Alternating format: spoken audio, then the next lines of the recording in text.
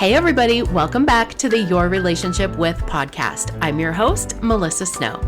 Yesterday, we had our Women Who Network virtual speed networking event, and it was so good. I know I say this every time, but every time we have it, I think that is the best one we ever had. It's women from all over the country that come together. They want to get to know each other. They want to build their business. They want to do it together. They want to support each other. They want to practice networking like bosses and not like weirdos. And it is just super, super fun. So if you want to join us for our next one, it is May 3rd from 1 to 2 p.m. Mountain Standard Time. I will put the link to register in the show notes. Definitely check it out if you want to take your business to the next level with some other amazing women. All right, let's launch into today's episode. Today, I am talking with Jasmine Rice. Jasmine's a certified transformational life coach. She's an NLP practitioner. She's also the best-selling author and founder of Good Things Are Gonna Come LLC. I love the name. This is an integrative coaching business and aligned community aimed at helping others feel empowered as they rebuild their lives following and during life transitions. So in this interview, Jasmine and I talk about self-care, what it actually is, which is not just massages and manicures, why self-care is so important in your relationship with yourself, and why self-care and your relationship with yourself is so important when you're building a business. She's got some awesome little nuggets to share about things you can do right now to start improving your self-care and improving your relationship with yourself, which, take it from me, is going to help your business flourish. This is what's going to help you create a business and a life that you truly love and are excited about deep down in your soul. So without further ado, here's my interview with Jasmine Rice.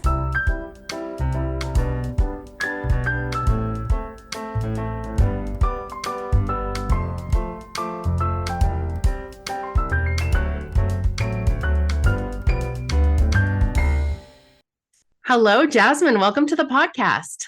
Hello, Melissa. Thank you so much for having me. Yes, I'm so excited to have you here and talk to you about your relationship with yourself and about self-care and how those things relate to business. This has actually been a huge thing for me in my business in the last 6 months. So I'm really excited to dig into that. But before we do that, tell everybody a little bit about you and about your relationship with self-care.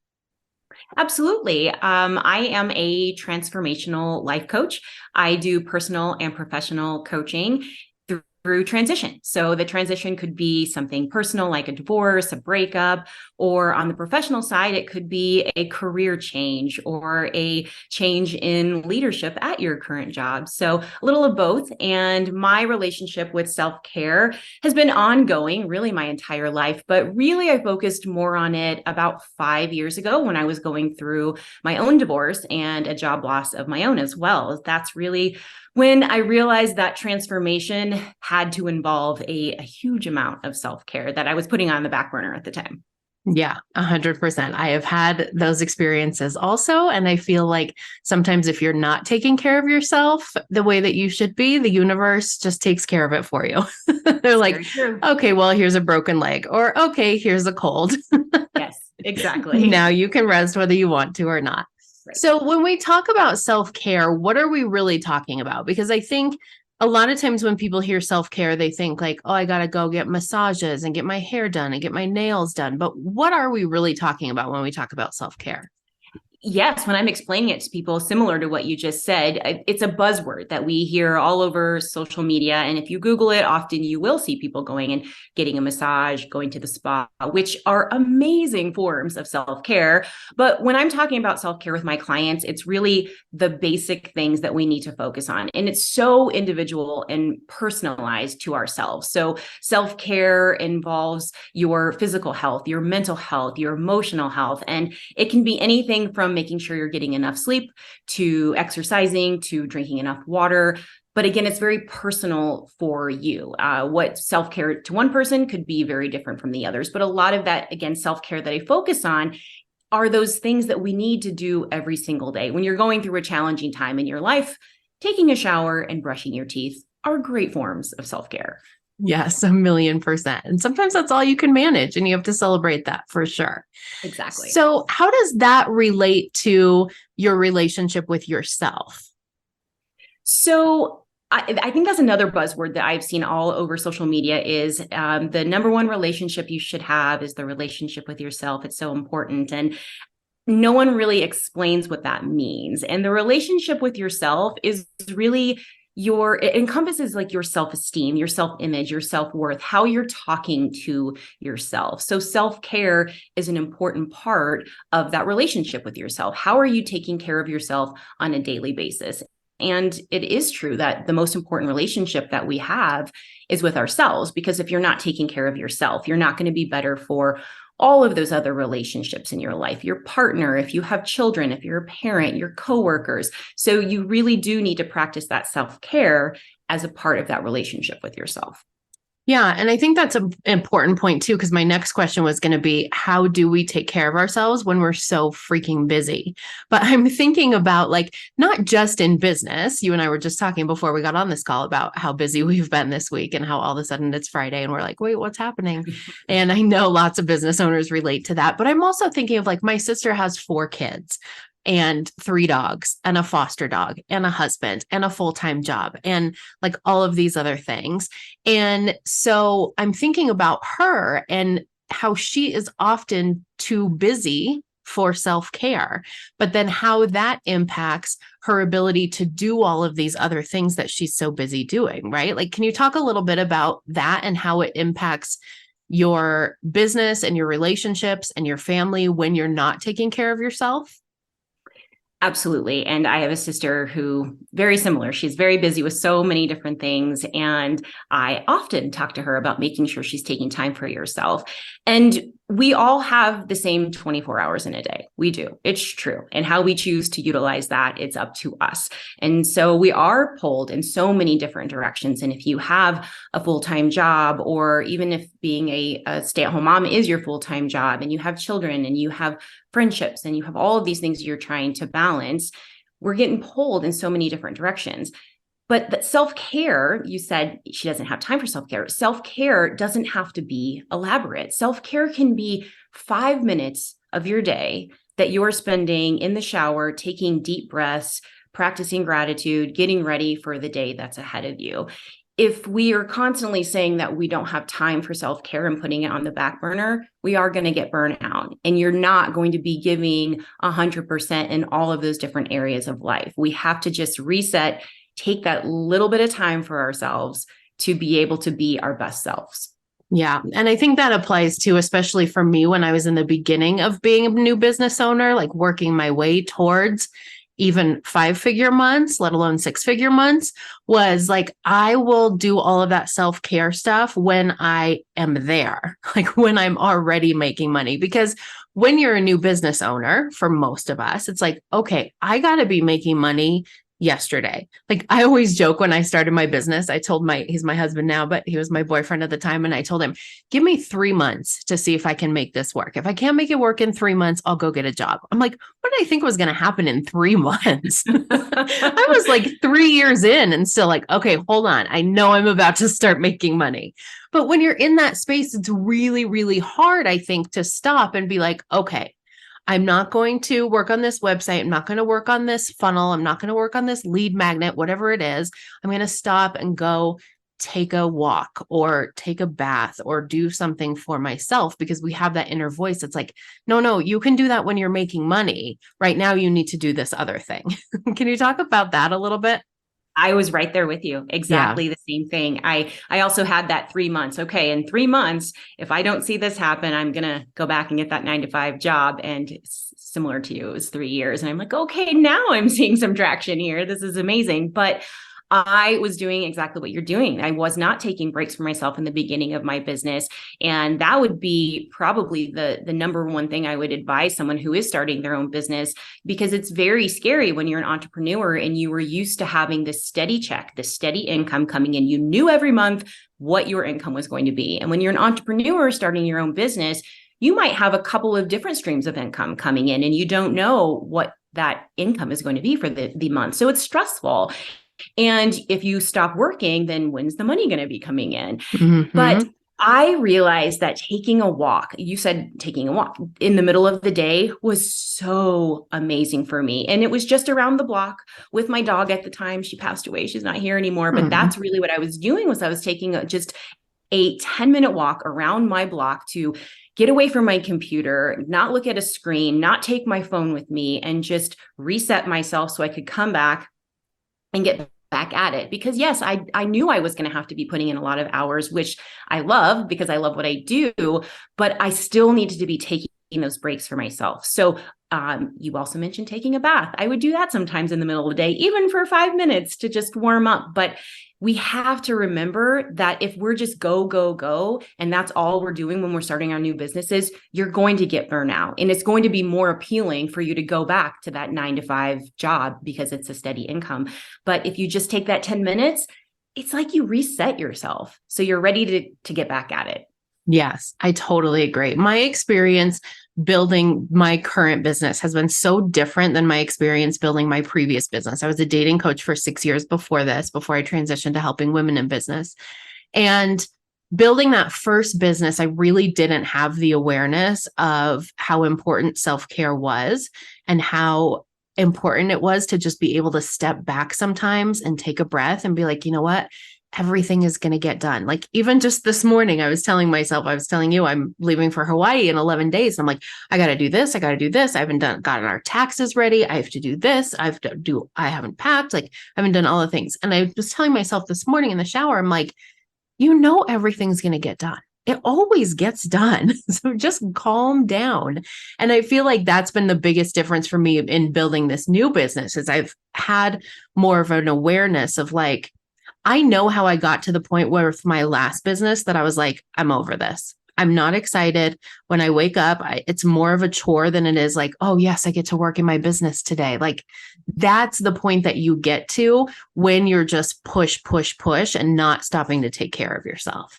And then you create a business that you don't love because you haven't loved yourself through the process of creating that business, right?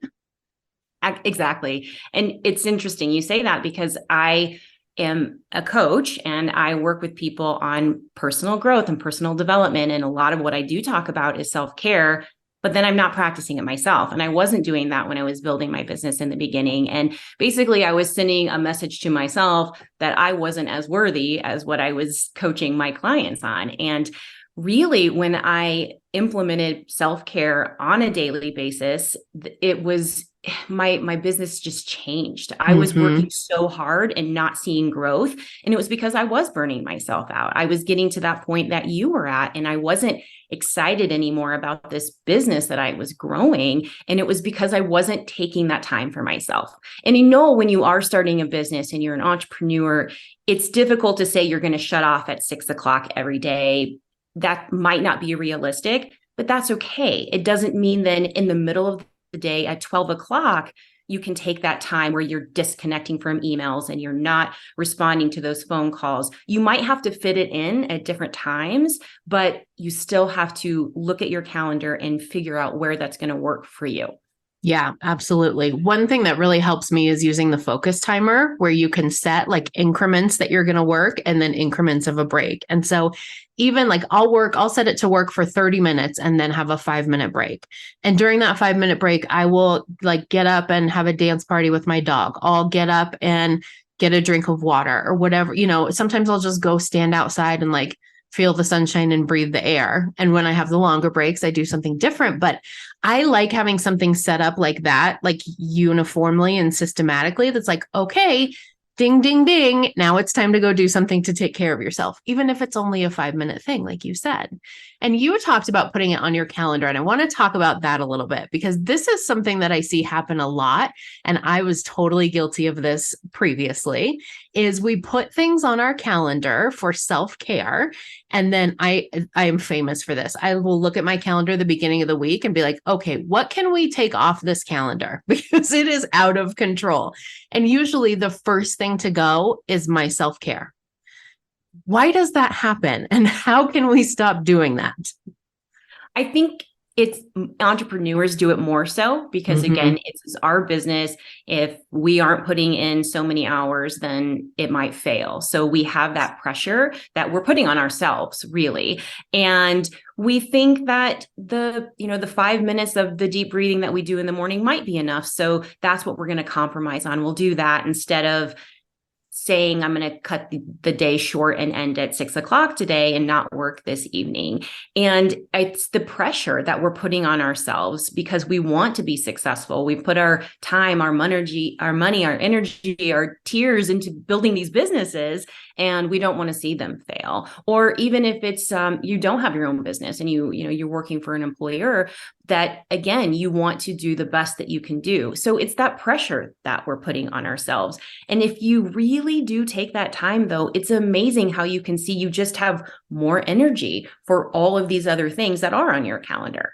Yeah, for sure. And we started in the beginning of this conversation talking about your relationship with yourself. And I think honoring those commitments that you make to yourself is really huge in your relationship. I was just telling my coach this yesterday. I'm like, it's not the fact that I go get a massage or I go get a facial or I go on a walk or whatever it is that I do. It's the fact that I said at this time, I'm going to do something that's for me. And then I actually honored that, like no matter what it is. And that I feel like is a game changer in your relationship with yourself. Don't you think?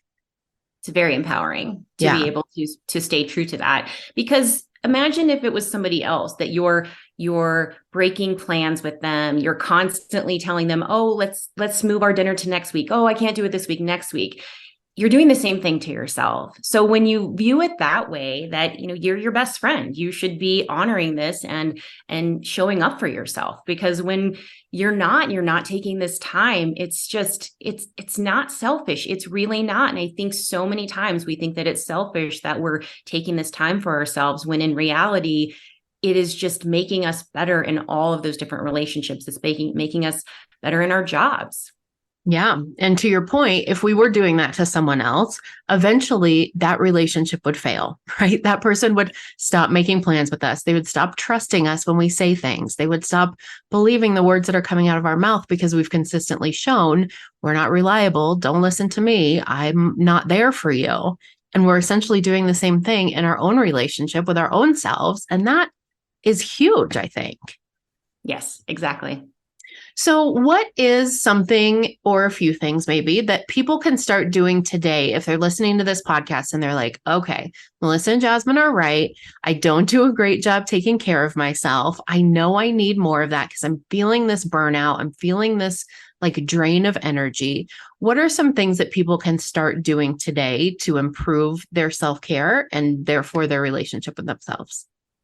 I think the easiest thing is the 10-minute rule. And the 10-minute rule is you're taking 10 minutes for yourself. So that means no social media, no hopping on your phone, no texting your friends, not checking emails, and you're getting out of that environment that you're usually in. And if you sit at a desk all day, you're away from your desk and you're going on a walk, you're just taking deep breaths. You maybe pick up a book that you keep saying that you're going to read and you read a chapter of it. 10 minutes. The 10-minute rule, it's easy. And it's going to be different for everybody. If you want to meditate for 10 minutes, or again, moving your body is amazing. When I stand up after I've been sitting for 2 hours on meetings and Zoom calls, then I can stand up. I'm like, oh, this feels really great. But I just say it's the 10-minute rule. I think that's the easiest thing to implement because it doesn't have to be a set time. Whatever 10 minutes works for you, and honor that 10 minutes. So if you are going to go on a walk, don't take your phone with you because someone probably is going to call or text during that time,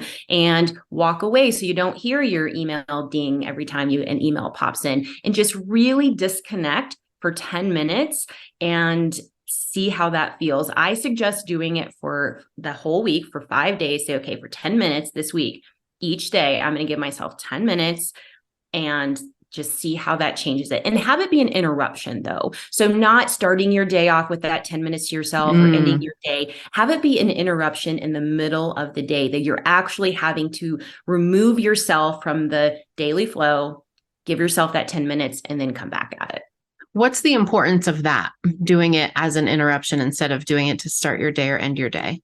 So I'm also an NLP practitioner, and it's a lot with the mindset and changing those unconscious thoughts in your mind and patterns. So pattern interruption is very, very successful in actually seeing significant change in your life. So when you're changing up your daily routine, your patterns, that's when you can see sustainable long-term change. That totally makes sense. That's awesome. So you mentioned before we got on this call, you have a little self-care book, right?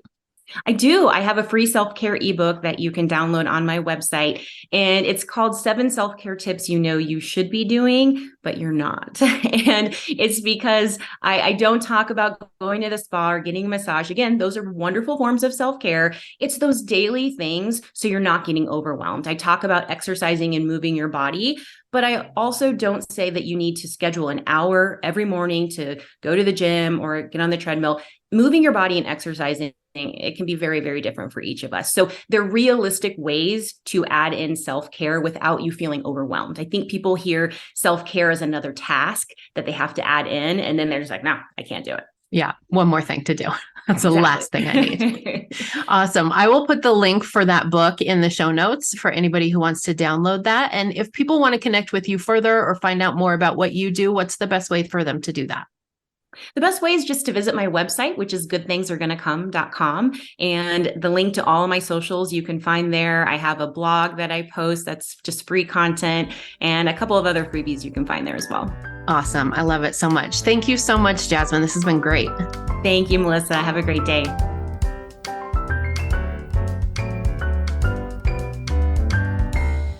Hey there. Did you love this episode?